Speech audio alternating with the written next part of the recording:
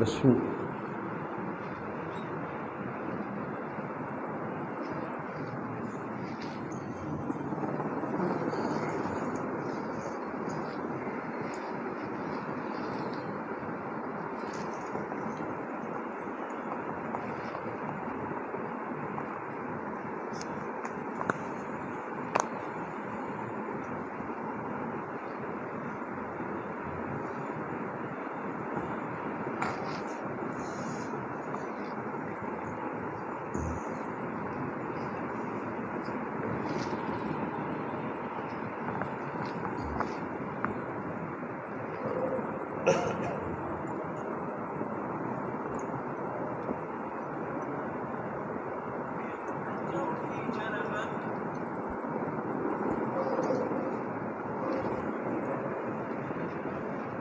اور کیا بیان کرنا؟ یہ لوگ تصوف سے بہت محبت کرتے لیکن کسی نے سمجھایا نہیں ہے اس کے بارے میں. اور دوسری بات جو ہے موبائل کا فتنہ یہاں پر بہت زیادہ ہے جی، خصوصاً مستورات میں بہت زیادہ ہے. یہاں پر بچوں کو موبائل بہت زیادہ دیتے ہیں جی.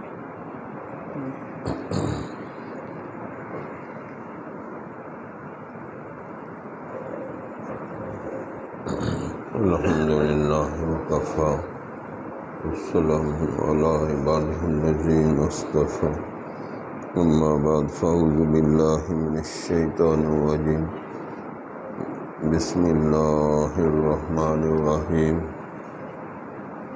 وما توفیقی الا باللہ علیہ توکلت والیہ انیب. اللہم صلی علی سیدنا محمد وعلی آل سیدنا محمد وبارک وسلم. سب درست پڑھ. اللہم صلی علی سیدنا محمد وعلی آل سیدنا محمد وبارک وسلم. اللہم صلی علی سیدنا محمد وعلی آل سیدنا محمد وبارک وسلم. اللہم صلی علی سیدنا محمد وعلی آل سیدنا محمد وبارک وسلم. انسان پتھر نہیں کہ پڑا رہے اور درخت نہیں کہ کھڑا رہے. انسان تو اشرف المخلوقات ہے، اسے چاہیے کہ یاد الہی میں لگا رہے.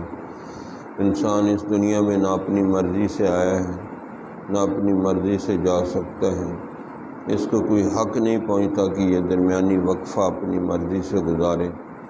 انسان کی زندگی کی مثال ہوا میں رکھے ہوئے چراغ کی طرح ہے. جوان آدمی چراغ شام ہے تو بوڑھا آدمی چراغ صبح ہے. کسی بھی وقت اس دنیا سے رخصت ہو جائے گا. انسان دو قسم کی زندگی گزارتا ہے، ایک اپنے علم، اپنے تجربے اور اپنی عقل کے مطابق زندگی گزارتا ہے. وہ زندگی دکھوں والی، تکلیفوں والی اور ٹینشن اور ڈپریشن والی زندگی، اور ایک زندگی اللہ کے حکموں اور نبی صلی اللہ علیہ وسلم کی سنت کے مطابق زندگی گزارتا ہے. وہ زندگی سکھ والی، سکون والی، اطمینان والی اور مزے والی زندگی. اب ہر بندہ اور عورت، مرد، ہر بندہ چاہتا ہے امن و سکون والی زندگی گزارے.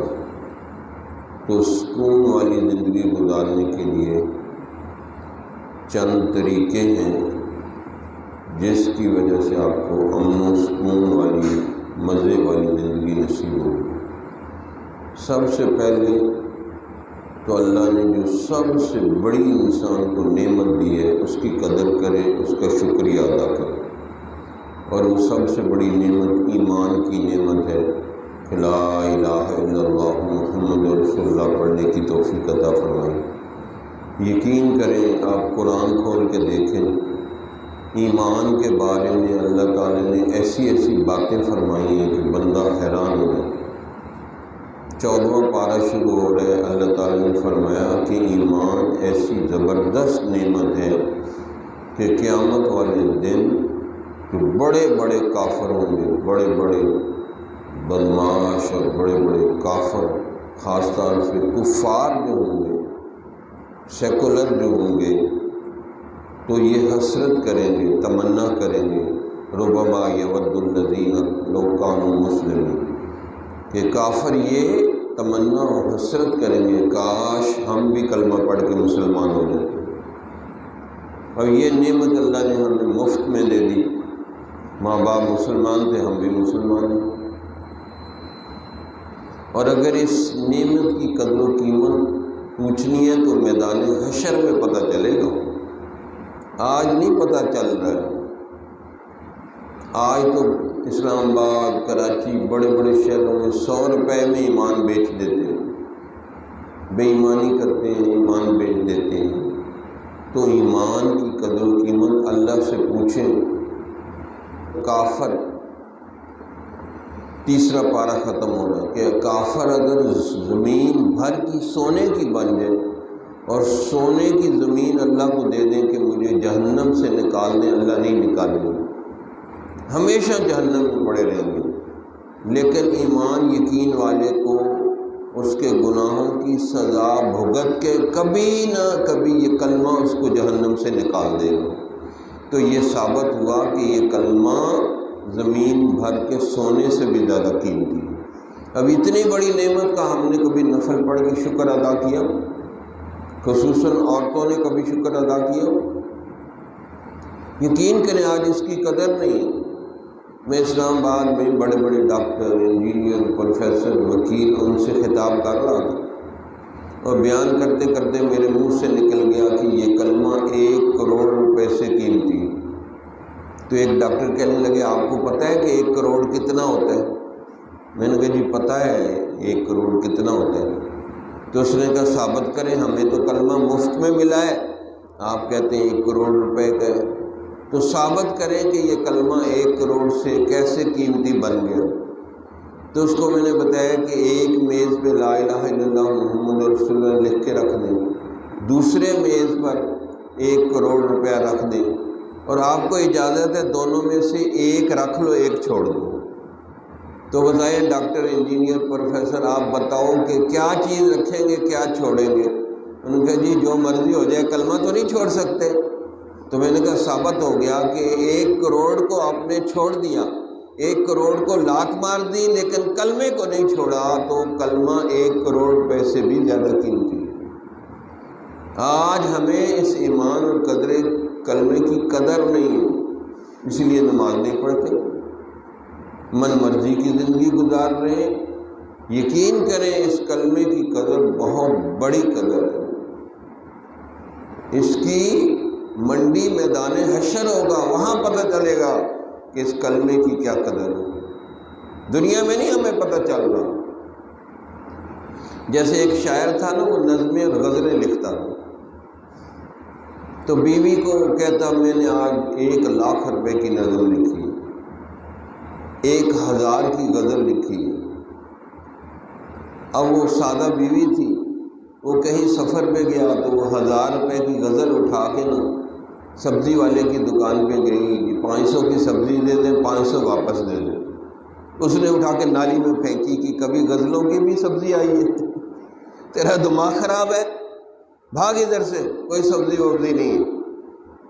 اب یہ بڑی غمزدہ ہوئی کہ میرا میاں تو بڑا میرے ساتھ فراڈ کر رہا ہے، دھوکہ دے رہے ہیں کہ جی 1 لاکھ روپے کی غزل لکھی ہے، 1000 کی نظم لکھی ہے اور 500 کی سبزی نہیں ہے۔ جب وہ واپس آیا تو یہ تو لڑ پڑی کہ آپ نے میری بے عزتی کروا دی، تمہاری 1000 روپے کی غزل میں لے کے گئی تھی تو ایک جو ہے چیز بھی نہیں ملی۔ اس نے کہا اے بھولی عورت، میری غزل کی منڈی بادشاہ کا دربار ہے، سبزی منڈی نہیں ہے۔ جب بادشاہ کے دربار میں شاعروں کا مشاعرہ ہوگا، پھر آپ کو پتہ چلے گا کہ میری غزل اور میری نظم کی کیا ویلیو ہے۔ تو واقعی کچھ عرصہ بعد بادشاہ نے شاعروں کو بلایا، مشاعرہ ہوا، تو اس نے ایسی زبردست نظم لکھی کہ بادشاہ نے اس کو بہت بڑی بوری روپوں کی پوری بوری بھر کے انعام میں دے دی۔ یہ لے کے آیا اور بیوی کو کہا دیکھو میں نے ایک نظم سنائی تھی، اتنی بڑے مجھے پیسے مل گئے۔ اس نے کہا مجھے سبزی نہیں ملی، تمہیں یہ کیسے مل گئے؟ اس نے کہا تم غلط منڈی میں چلی گئی تھی، میری غزل اور نظم کی قدر و قیمت بادشاہ سمجھتا ہے، سبزی والے کا کیا سمجھے گا، اس کو کیا پتا غزل کیا ہوتی ہے۔ تو اسی طرح میرے دوستو قیامت والے دن اللہ تعالیٰ کلمے کی شان اور قدر سمجھے گا جس نے کلمہ بنایا ہے۔ دنیا میں لوگوں کو کیا پتا کہ کلمے کی کیا قدر ہے؟ لوگوں کو کیا پتا کہ نبی آخر الزمان صلی اللہ علیہ وسلم کی کیا قدر ہے؟ قرآن سے پوچھ کے دیکھیں، النبی اولیٰ بالمؤمنین من انفسہم۔ تو اس لیے جو بندہ ایمان کلمے کی قدر کرے گا اللہ تعالیٰ اس کو چمکا دے گا۔ اسی طرح جو نبی صلی اللہ علیہ وسلم سے محبت کرے گا، حضور صلی اللہ علیہ وسلم کی قدر کرے گا، حتیٰ کہ اللہ نے فرمایا النبی اولیٰ بالمؤمنین من انفسہم، نبی صلی اللہ علیہ وسلم کا حق مومنوں پر ان کی جان سے بھی زیادہ ہے۔ تو صحابہ نے غزوہ احد میں نبی صلی اللہ علیہ وسلم کے اوپر اپنے ہاتھ قربان کر دیے، جانیں قربان کر دی، اتنا عشق و محبت کا مظاہرہ کیا کہ حضور کی خاطر گردنیں کٹا دی۔ تو ہر زمانے میں نبی کے عاشق رہے ہیں اور رہیں گے، کیونکہ اللہ کے محبوب ہیں، نبی آخر الزمان ہیں۔ ماں باپ بہن بھائی سب سے زیادہ نبی سے محبت کرنا ضروری ہے۔ بخاری شریف کی پکی حدیث ہے، لا یؤمن احدکم حتی اکون احب الیہ من والدہ وولدہ والناس اجمعین، او کما قال صلی اللہ علیہ وسلم۔ تم کامل مومن نہیں بن سکتے جب تک حضور صلی اللہ علیہ وسلم نے خود فرمایا میرے ساتھ محبت کرو والدین سے زیادہ، اولاد سے زیادہ، حتیٰ کہ تمام انسانوں سے زیادہ محبت میرے ساتھ کرو۔ تو اس زمانے میں بھی فرانس کے صدر نے نبی کی بے ادبی کی اور وہ اس پر ڈٹ گیا کہ نہیں میں جو کر رہا ہوں ٹھیک کر رہا ہوں۔ پھر کسی دیوانے نے اس کا ہاتھ پکڑ کے جو دھڑم تھپڑ مارا ہے تو وہ ایسا بھاگا جیسے گیدڑ بھاگتا ہے۔ اس زمانے میں مرے ہوئے مسلمانوں نے بھی بڑے بڑے کام کر دیے۔ دیکھا اس کی ویڈیو؟ دیکھو، آپ کا دل ٹھنڈا ہو جائے گا، آپ کو سکون آ جائے گا کہ واہ، ایسے بھی دیوانے ہیں جو امریکہ کے صدر کو تھپڑ مار رہے ہیں۔ اللہ اکبر کبیرہ۔ تو یہ اللہ پھر نبی کے عاشقوں کو ایسی شان دیتا ہے کہ وہ کسی کی بادشاہی کو بادشاہی نہیں سمجھتے، وہ پھر نبی کے اوپر اپنی جانیں، مال، وقت، ہر چیز قربان کر دیتے ہیں۔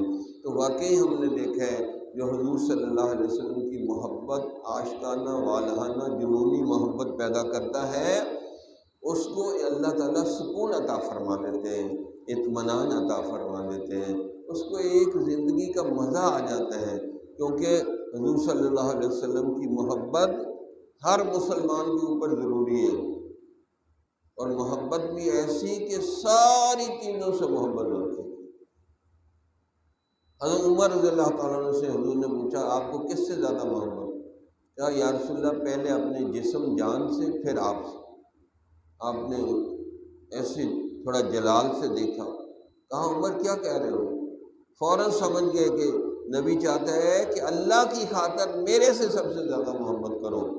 فرمایا کہ یا رسول اللہ اب مجھے سب سے زیادہ آپ سے محبت ہے، اس کے بعد کسی اور سے ہے۔ فرمایا الآن اب آپ کا ایمان یقین مکمل ہوا ہے۔ اسی لیے آیت ہے النبی اولیٰ بالمؤمنین من انفسہم، ہاں جی، حضور صلی اللہ علیہ وسلم کا حق مومنوں پر ان کی جانوں سے بھی زیادہ ہے۔ تو اس لیے ہمیں حضور صلی اللہ علیہ وسلم کے ساتھ عاشقانہ، والہانہ، جنونی ہر چیز سے زیادہ محبت ضروری ہے۔ ذرا دلوں میں دیکھیں ہمیں ایسی محبت ہے؟ ایسی محبت نہیں ہے، کیونکہ ہم تو روز 100 دفعہ 40 دفعہ بھی درود شریف نہیں پڑھتے آپ صلی اللہ علیہ وسلم پر۔ تو اس لیے یہ محبت ضروری ہے، اس سے سکون ملے گا۔ اسی طرح سب سے زیادہ اللہ تعالیٰ کی محبت، نبی کی خاطر اور اللہ کی عظمت کی خاطر اللہ سے محبت کر کے دکھائیں۔ اس لیے اللہ تعالیٰ نے فرمایا مومن کون ہوتا ہے؟ والذین آمنوا اشد حبا للہ، جس کے دل میں اللہ کی شدید ترین محبت ہوگی وہ مرد مومن بنے گا۔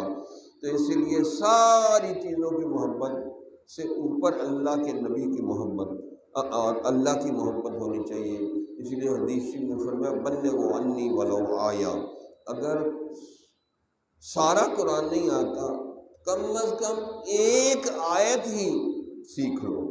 تو میں نے پورے قرآن میں یہ آیت کا انتخاب کیا کہ یہ آنی چاہیے ہر بندے کو، اور اس آیت کا آپ اچھی طرح ترجمہ سیکھ لیں۔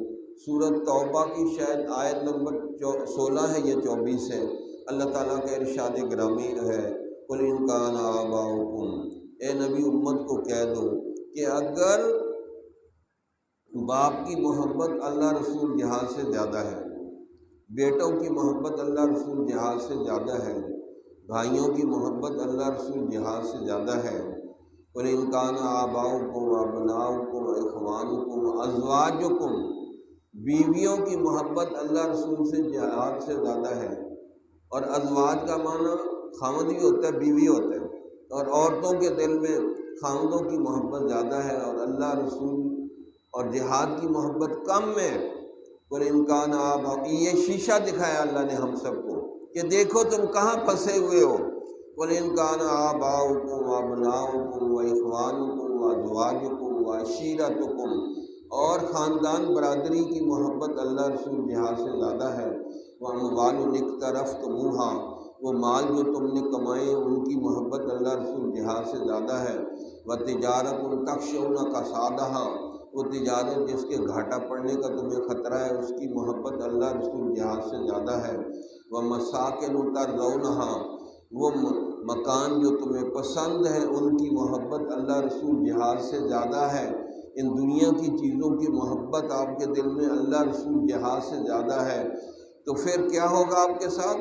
احب الیکم من اللہ ورسولہ وجہاد فی سبیلہ فتربصوا حتی یاتی اللہ بامرہ، اگر ان دنیا کی چیزوں کی محبت اللہ اور رسول اور جہاد سے زیادہ ہے تو پھر انتظار کرو کہ تمہارے اوپر کوئی عذاب آ جائے گا، کورونا کا عذاب آ جائے گا، ڈینگی کا عذاب آ جائے گا، آپس میں لڑائی جھگڑے کا عذاب آ جائے گا، اور فرمایا واللہ لا یہدی القوم الفاسقین، اور اللہ ایسے نافرمانوں کو کلمے سے بھی محروم کر دے۔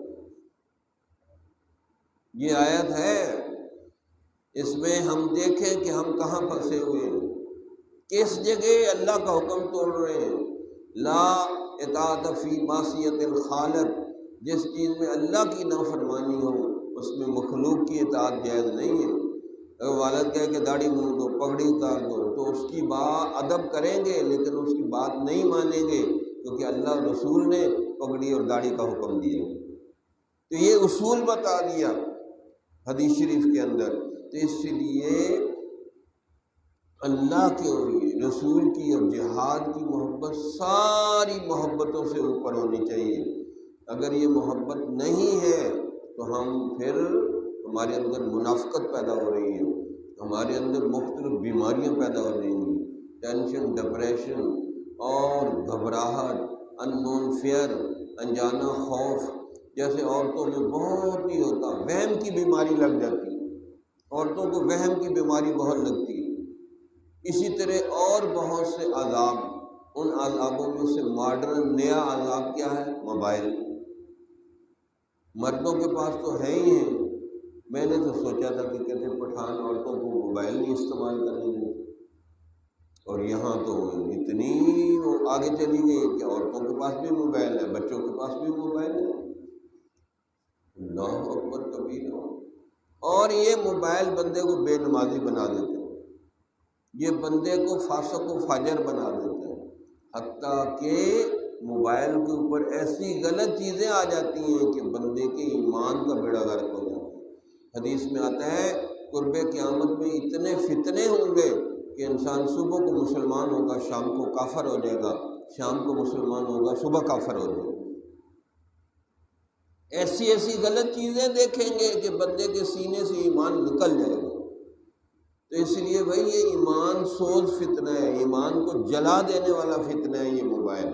یہ دجال کا ایجنٹ ہے، دجال کے آنے سے پہلے یہ اس کا ایجنٹ آ گیا ہے کہ وہ کافروں کی چیزیں آپ کے گھر میں آ رہی ہیں، آپ کی جیب میں آ گئی ہیں، اور آپ اتنے بڑے بڑے فتنوں میں مبتلا ہو گئے ہیں، حتیٰ کہ نماز کے اندر انڈیا کے گانے بج رہے ہوتے ہیں۔ ہم نے دیکھا حرم کے اندر نماز پڑھ رہے ہیں بیت اللہ شریف میں اور انڈیا کے گانے بج رہے ہیں، بتاؤ پھر اللہ ناراض ہو کے حرم کو بند کرے گا کہ نہیں کرے گا؟ حج بھی نہیں ہوا، 2-4 ہزار بندوں نے حج کیا، کہاں لاکھوں کا مجمع ہوتا تھا۔ اسی طرح حضور کے روضے پہ جا رہے ہیں اور موبائل پہ بیوی کو بتا رہے ہیں جی میں حضور کے روضے پہ جا رہا ہوں، اب میں یہ کر رہا ہوں، اب وہ کر رہا ہوں، حالانکہ نبی کے سامنے اونچی آواز سے بات کریں گے آپ کے سارے عمل ضائع ہو جائیں گے۔ یا ایھا الذین آمنوا لا ترفعوا اصواتکم فوق صوت النبی ان تحبط اعمالکم وانتم لا تشعرون، کہ نبی کی آواز سے اونچی آواز نکالیں گے تمہارے عمل ضائع ہو جائیں گے، تمہیں پتہ بھی نہیں چلے گا، تم 0/0 ہو گئے ہو۔ اور آج وہاں یہ حال ہو رہا ہے کہ مسجد نبوی میں روضہ شریف کے سامنے موبائل کے اوپر ویڈیو بنا رہے ہیں اور بول رہے ہیں اونچی اونچی آواز سے، تو پھر مسجد نبوی بھی اللہ نے بند کر دی۔ کیا اللہ کے حکم کے بغیر کچھ ہو سکتا ہے؟ یقین کریں میں نے اپنی آنکھوں سے دیکھا بیت اللہ شریف میں لوگ وہ حرکتیں کر رہے ہیں کہ جو آپ محلے کی مسجد میں نہیں کر سکتے، لوگ وہاں کر رہے ہیں۔ آپ کی محلے کی مسجد میں کوئی عورت مرد ننگے چہرے ننگے سر آئے اور ممبر پہ بیٹھ کے ویڈیو فلم بنانے دیں گے؟ کبھی بھی نہیں بنا، ماریں گے، جوتے اس کے ماریں گے کہ یہ کیا مذاق ہے۔ اور تہجد کے وقت حرم میں کعبے کی طرف پیٹھ کر کے ننگے سر ننگے وہ ویڈیو بنا رہے ہیں، اسی لیے اللہ ناراض ہوا ہے، اسی لیے اللہ ناراض ہوا ہے۔ اور پھر نئے نئے عذاب آ رہے ہیں، ایک سے ایک عذاب آ رہا ہے، بندہ حیران ہو جاتا ہے۔ تو اس لیے آج مرد بھی عورتیں بھی سچی توبہ کی نیت سے بیٹھیں کہ آج ہم جو پچھلے گناہ ہو گئے، غلطیاں ہو گئی ہیں، کمیاں کوتاہیاں ہو گئی ہیں، ہم اس سے توبہ کریں گے اور زندگی میں ہمیں سکون نصیب ہو جائے۔ تو اس لیے اللہ کی محبت، اللہ کے رسول کی محبت، اسی طرح قرآن کی محبت، قرآن کی محبت اپنے اندر پیدا کریں گے، اس سے بھی آپ کو سکون ملے گا۔ تو اللہ تعالیٰ نے اپنا کلام اس لیے نازل کیا ہے تاکہ مسلمانوں کو امن و سکون نصیب ہو جائے۔ اگر اللہ کی باتوں سے آپ کو سکون نہیں ملتا تو پھر دنیا میں کسی کی باتوں سے بھی سکون نہیں ملتا، نہ بیوی کی باتوں سے، نہ بچوں سے، نہ کسی اور کی باتوں سے سکون ملے گا۔ اس لیے دھوپ کے خزانے، ہوا کے خزانے، ہر چیز کے خزانے اللہ کے پاس ہیں، تو سکون کے خزانے بھی اللہ کے پاس ہیں۔ اللہ کے کلام کے اندر سکون کے خزانے ہیں۔ اس لیے اللہ تعالیٰ نے فرمایا فَأَيْنَ تَذْهَبُونَ إِنْ هُوَ إِلَّا ذِكْرٌ لِّلْعَالَمِينَ، کہ کدھر منہ اٹھا کے جا رہے ہو، ادھر آؤ، یہ قرآن نصیحت نامہ ہے، اس سے آپ کو سکون ملے گا۔ تو اس لیے قرآن حکیم کو صبح صبح پابندی سے پڑھیں، اس سے بھی آپ کو سکون امن ملے گا۔ کوئی بندہ جتنا مرضی پریشان ہے، اگر آپ وضو کر کے 3 پارے قرآن کے پڑھ لیں، انشاءاللہ آپ کچھ نہ کچھ ضرور سکون محسوس کریں گے۔ اسی طرح ایک سکون کا ذریعہ ہے کہ کثرت سے اللہ کا ذکر کریں۔ یہ کتابوں میں ہے لکھا کہ دن رات میں 5 نمازیں پڑھیں، سال میں 1 دفعہ روزے رکھنے، 1 مہینہ، پوری زندگی میں 1 دفعہ حج کرنا۔ لیکن جب ذکر کی باری آئی تو اللہ نے کیا فرمایا؟ یا ایھا الذین آمنوا اذکروا اللہ ذکرا کثیرا، لیکن اللہ کا ذکر کرو تو کثرت سے ذکر کرو۔ اب 1,00,000 2 لاکھ والا بندہ مالدار نہیں کہلاتا، کروڑوں پتی جو ہے وہ مالدار کہلاتے ہیں۔ اسی طرح ہم لاکھوں کروڑوں دفعہ اللہ کا ذکر کریں گے، وہ اللہ کا ذکر کہلائے گا۔ اب وہ زبان سے ہو نہیں سکتا، وہ دل سے ہوگا، کہ اگر آپ دل کے اوپر توجہ رکھیں گے، میرا دل کہہ رہا اللہ اللہ اللہ، وہ دل اللہ اللہ کرنے لگتا ہے۔ اسی لیے اللہ تعالیٰ نے فرمایا وَاذْكُرِ اسْمَ رَبِّكَ وَتَبَتَّلْ إِلَيْهِ تَبْتِيلًا، کہ اللہ اپنے رب کے نام کا ذکر کرو اور ہر طرف سے ہٹ کٹ کے پوری توجہ دھیان اللہ کی طرف کر کے ذکر کرو۔ ان الصلاۃ تنہی عن الفحشاء والمنکر ولذکر اللہ اکبر، بے شک نماز بے حیائی اور برے کاموں سے روکتی ہے، لیکن اللہ کا ذکر سب سے زیادہ آپ کو گناہوں سے روکے گا، فضولیات سے روکے گا۔ حدیث شریف میں ہے عذاب قبر سے بچانے والی سب سے بڑی چیز اللہ کا ذکر ہے۔ تو بھئی اس کو وضو کے بغیر بھی کر سکتے ہیں، ہر حال میں کر سکتے ہیں، سوتے جاگتے اٹھتے بیٹھتے، ہاتھ کار والے دل یار والے، یعنی اللہ کی طرف لگا ہوا ہو تو یہ ذکر ہر وقت کرنے کا کام ہے۔ اب زبان بول رہی ہے، ذکر نہیں کر سکتی، اسی طرح آنکھیں ذکر نہیں کر سکتی، کان ذکر نہیں کر سکتی، لیکن اللہ نے دل کو ایسا بنایا ہے کہ اس کے اندر اللہ اللہ ہونے لگ جاتی ہے، دل واقعی اللہ اللہ کرنے لگ جاتا ہے۔ تو دل سے اللہ اللہ کرائیں، پھر سب سے زیادہ آپ کو سکون ملے گا، کیونکہ سکون کا مرکز دل ہے۔ دل قابو آ جائے ہر چیز قابو آ جاتی ہے، دل قابو نہ آئے تو پھر کوئی چیز قابو میں نہیں آتی۔ اسی طرح ڈیسیژن پاور، فیصلہ کرنے کی طاقت، یہ اللہ نے دل کے پاس رکھی ہے۔ جیسے ماں ہو، وہ کہے بیٹا مدرسے میں، کالج میں، باہر کے ملک ہے، وہ میرا دل یاد کر رہا ہے، یہ تو نہیں کہے گی کہ میری زبان آپ کو یاد کر رہی ہے۔ تو دل یاد کی جگہ ہے، اللہ کے ذکر کی جگہ ہے۔ اسی طرح دل اولاد کو یاد کرتا ہے، اولاد کی وجہ سے پریشان ہوتا ہے، اداس ہوتا ہے۔ اسی طرح اگر کوئی آپ کو کہے جی قورمہ ہے، بریانی ہے، کھانا کھائیں، آپ کا پیٹ بھرا کہ جی میرا دل نہیں چاہتا، حالانکہ لقمہ توڑ کے منہ میں رکھنا ہے، دانتوں نے چبانا ہے، پیٹ میں جانا ہے، دل میں تو نہیں جانا۔ لیکن فیصلہ کون کر رہا ہے؟ دل کر رہا ہے کہ نہیں دل نہیں چاہتا میرا۔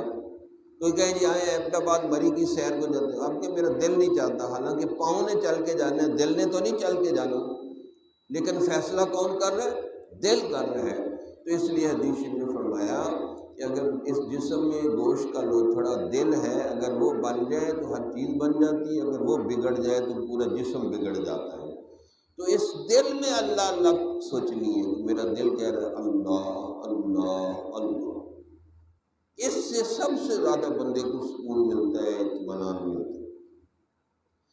اسی طرح جو بندہ استغفار کثرت سے کرے، باوضو رہنے کی کوشش کرے، اس سے بھی بڑا سکون ملتا ہے۔ کیوں کوئی نہ کوئی غلطی کمی کوتاہی بندے سے ہوتی ہے، بد نظری ہو جاتی ہے اور گناہ ہو جاتے ہیں، تو جو بندہ توبہ استغفار کرتا رہے اس کی برکت سے گناہ معاف ہو جاتے ہیں، اس کو سکون ملتا ہے۔ اسی طرح جو بندہ باوضو رہنے کی مشق کرے، اس سے بھی اس کے رزق میں برکت ہوتی ہے اور اس کو سکون نصیب ہو جاتا ہے۔ بلکہ جو بندہ باوضو رہے اور استغفار کثرت سے کرے، یہ دو کام ایسے ہیں کہ عورت یا مرد کو اللہ سے محبت نہیں کرنی پڑتی، جو باوضو رہے اور استغفار کثرت سے کرے، اللہ خود اس سے محبت کرتے ہیں، اللہ خود اس سے محبت کرتے ہیں۔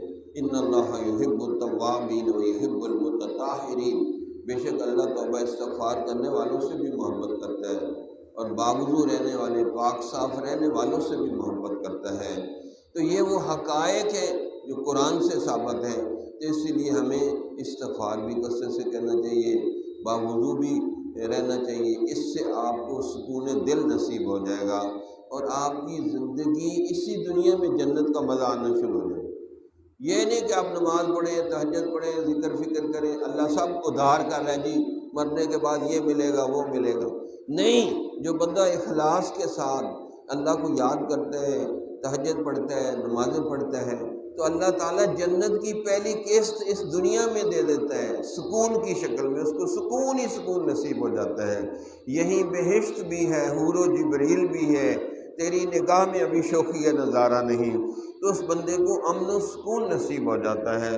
تو اس لیے اللہ تعالیٰ اس بندے کی زندگی میں ادھر ہی سے جنت کی پہلی قسط جاری کر دیتا ہے۔ مشکل مصیبت میں پھنسا ہوگا، کئی مسائل ہو جائیں گے، لیکن جو اللہ تعالیٰ سے ہر حال میں راضی رہتے ہیں، اللہ تعالیٰ اس کو اس دنیا میں جنت کی پہلی قسط سکون کی شکل میں اس کے دل میں ڈال دیتا ہے، تو ہر وقت اللہ سے راضی رہتا ہے، اللہ اس سے راضی رہتے ہیں اور اس کو امن و سکون والی زندگی نصیب ہو جاتی ہے۔ اگر ہم اللہ سے راضی نہیں رہتے تو بتائیں کہ اللہ کا کیا بگاڑ لیں گے؟ کوئی بگاڑ سکتے؟ تو پھر راضی رہنا چاہیے۔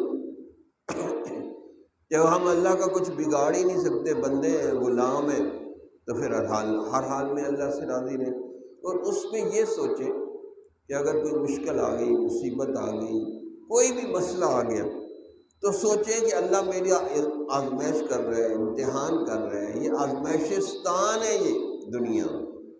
تو اگر ذہنی طور پہ آپ تیار رہیں گے کہ میری آزمائش ہو رہی ہے تو پھر آپ کو پریشانی نہیں ہوگی، کیونکہ اللہ نے نبیوں کی آزمائش کی، صحابہ کی آزمائش کی، اولیاء اللہ کی، علماء کی، نیک لوگوں کی، نیک عورتوں کی، سب کی اللہ آزمائش کر رہا ہے، حتیٰ کہ دنیا داروں کی بھی آزمائش کر رہا ہے۔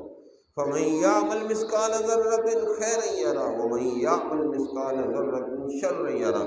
جو کوئی ذرہ برابر نیکی کرے گا وہ بھی اس کو دیکھے گا، جو کوئی ذرہ برابر برائی کرے گا وہ بھی اس کو دیکھے گا۔ تو اس لیے اگر یہ ذہن بنا لیں کہ اللہ تعالیٰ ہر بندے کی آزمائش کر رہا ہے تو انشاءاللہ پھر کوئی ٹینشن، ڈپریشن، پریشانی نہیں ہوتی، کیونکہ آزمائش کبھی نہ کبھی ختم ہو جاتی ہے۔ جب بندہ ہر حال میں اللہ سے راضی رہتا ہے تو اللہ بھی اس بندے سے راضی ہو جاتے ہیں۔ تو اللہ سے دعا ہے کہ اللہ تعالیٰ ہمیں ہر حال میں اپنے سے راضی رہنے کی توفیق عطا فرمائے۔ اور ابھی ہم توبہ استغفار کے کلمات پڑھیں گے۔ وآخر دعوانا الحمدللہ رب العالمین۔ اگر کسی کے دل میں کوئی بات پوچھنی ہے تو پوچھ لیں، کوئی سوال ہے تو وہ کریں گے، تو پھر ہم توبہ کے کلمات پڑھائیں گے۔ تو دو کام ہم نے کرنے ہیں کہ ایک تو ہم نماز پڑھیے باوضو ہیں، دوسرا استغفار کرنا ہے۔ جیسے میں نے آیت پڑھی تھی، جو باوضو رہتا ہے اور استغفار کرتا ہے اللہ خود اس کے ساتھ محبت کرتے ہیں۔ تو ہم توبہ کے یہ کلمات ہیں کہ میں سچے دل سے توبہ طائب ہو رہا ہوں،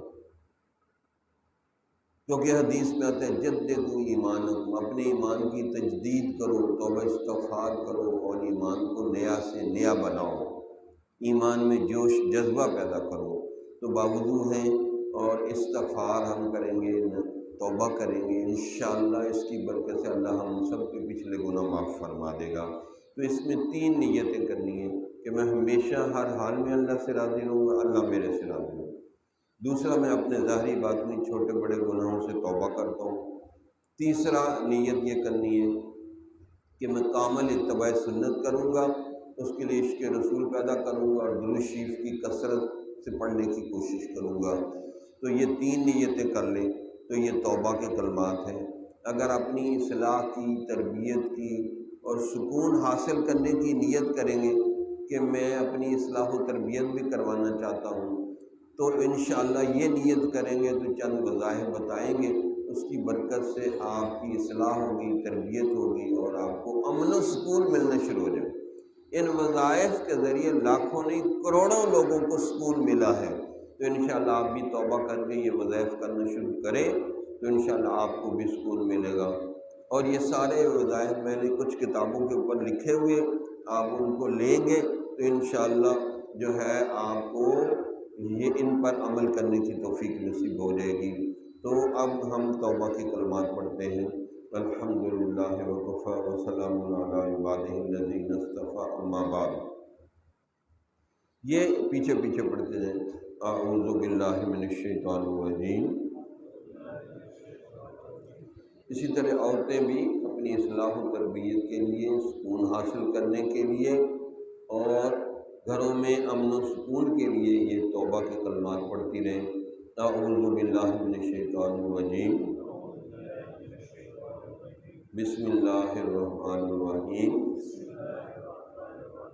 لا الہ الا اللہ محمد رسول اللہ، آمنت باللہ وملائکتہ وکتبہ ورسلہ والیوم الآخر والقدر خیرہ وشرہ من اللہ تعالی والبعث بعد الموت، آمنت باللہ کما ہوا باسمائہ وصفاتہ وقبلت جمیع احکامہ، اقرار باللسان وتصدیق بالقلب، اشہد ان لا الہ الا اللہ واشہد ان محمدا عبدہ ورسولہ، استغفر اللہ ربی من کل ذنب واتوب الیہ وصلی اللہ علیہ وسلم۔ یہ کلمات پڑھنے سے ہم سچے دل سے توبہ طائب ہو گئے۔ اب ہمیں آسان سے وظائف کرنے ہیں کہ ہر وقت باوضو رہنے کی کوشش کرنی ہے۔ اسی طرح بائیں پسلیوں کے نیچے دل ہے اور دل کو سوچنا ہے کہ دل کہہ رہا ہے اللہ اللہ اللہ۔ شروع میں یہ نہیں محسوس ہوگا، پھر آہستہ آہستہ یہ محسوس ہوگا۔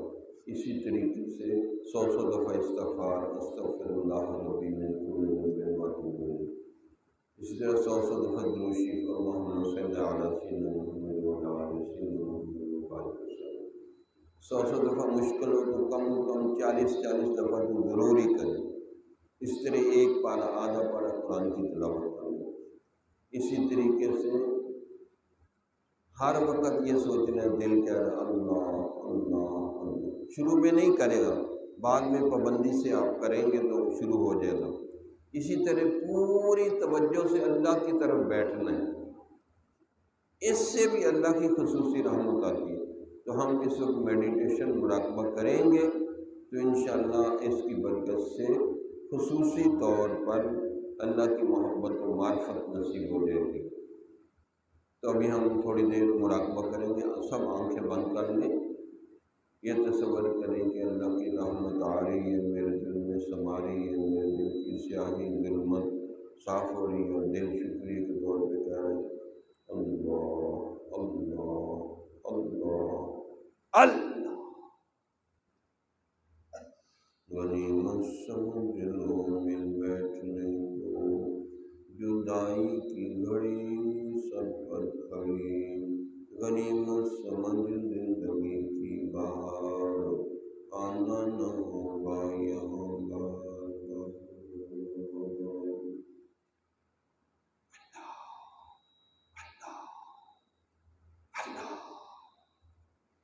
اللہ اللہ کیا پیارا نام ہے، نام کیا ہے عاشقوں کی جان ہے۔ یہ بھی کیا کم ہے کہ ہم اللہ کی محبت کی تمنا میں جئیں، حاصل منزل نہ صحیح خواہش منزل ہی صحیح۔ جو مضطرب ہے اس کو در التفات ہے، آخر خدا کے نام میں کوئی تو بات ہے، کوئی تو بات ہے، کوئی تو بات ہے۔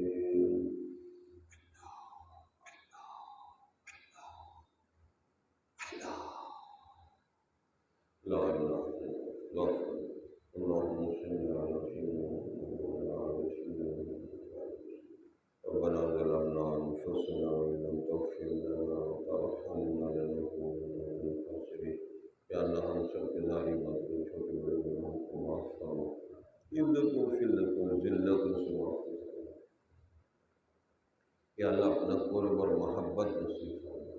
یا اللہ جو کچھ کہا سنا ہے اخلاص سے عمل کی اپنی یا اللہ محبت و معرفت نصیب فرما، قرآن کا عشق و جنون نصیب فرما، مردوں عورتوں بچوں سب کی دل کی جے شریف قبول فرما۔ یا اللہ ہم نے سچی سچی توبہ کی ہے، یا اللہ اس توبہ کے بدلے ہماری کمیوں کوتاہیاں معاف فرما، گناہوں کو نیکیوں میں تبدیل فرما، اس گھر میں خیر و برکت نازل فرما، مردوں عورتوں بچوں کی دعاؤں کو قبول فرما، جو بھی دور قریب سے دوست آئے ان سب کے آنے جانے کو قبول فرما، ان کے دلوں کی جیسے تمنائیں قبول فرما، سب کو برکت والا رزق نصیب فرما، ہمیں کردار گفتار رفتار کتاب ہر طریقے سے دین کی دعوت دینے کی توفیق عطا فرما۔